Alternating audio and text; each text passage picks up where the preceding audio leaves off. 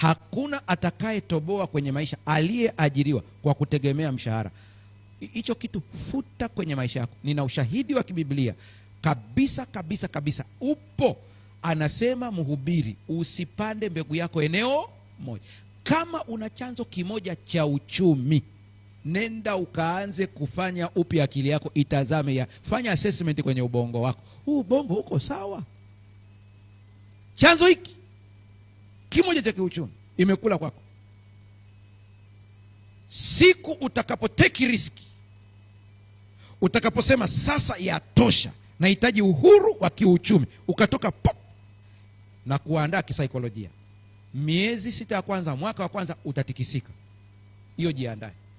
Na ukisema tu sasa kazi basi, ninakuambia mwaka wa kwanza utastruggle, maana unapitia arosto. Akili imekontroliwa kwamba mwisho wa mwezi kuna hela inaingia, utastruggle. Akili inakwambia kama kuna wajinga duniani ni wewe, kama kuna pumbavu ni wewe, umeacha hela. Na utaanza kupambana na watu, ndugu, jamaa, amerukwa na akili. Lakini kwambie, wanaokurushia maneno leo, siku kimiliki kampuni ndio wanasema mtoto wa dada yule.